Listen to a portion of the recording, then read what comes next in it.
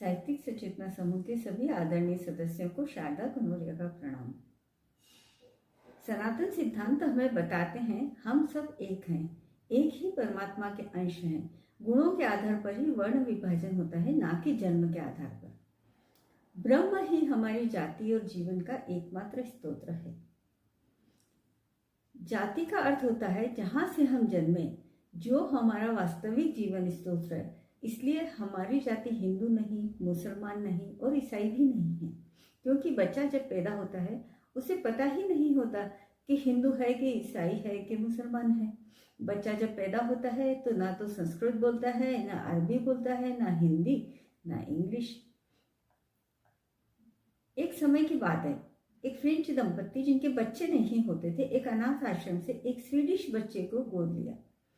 French दंपत्ति ने एक स्वीडिश शिक्षिका रख ली और स्वीडिश भाषा सीखने लगे।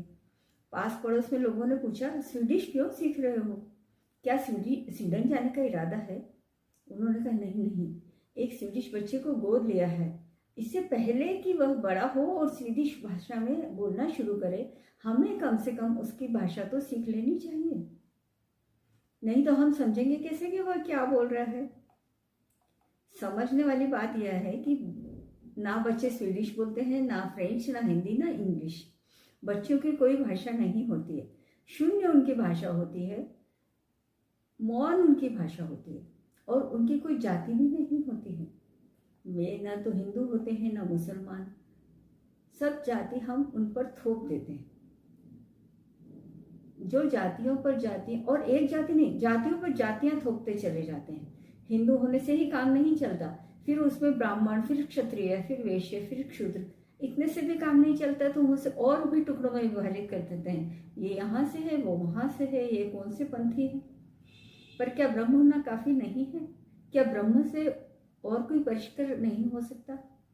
क्या ब्रह्म को सुंदर बनाया जा सकता है? जाति हमारी ब्रह्म है, तो न तो हम हिंदू हैं, न हम मुसलमान, न वैष्णव, न ब्राह्मण, न क्षत्रिय और न ही शूद्र। हम सब ब्रह्म से आए हैं। ब्रह्म का अर्थ हुआ जीवन का स्तोत्र। इस विराट अस्तित्व का मूल स्तोत्र है ब्रह्म, और वहीं से हमारा आना हुआ है, और उसी में हमें लौट भी जाना है। जिसने इन दोनों के बीच आने और जाने के आवागमन को पहचान लिया, फिर उसका आवागमन मिट जाता है। जिसने जन्म और मृत्यु के बीच अपने भीतर के ब्रह्म को पहचान लिया, फिर इस दुनिया में दोबारा आने की उसकी जरूरत नहीं रह जाती है। धन्यवाद। अगर आपको मेरा वीडियो पसंद आया हो, लाइक, शेयर, सब्सक्राइब करना ना भूलें।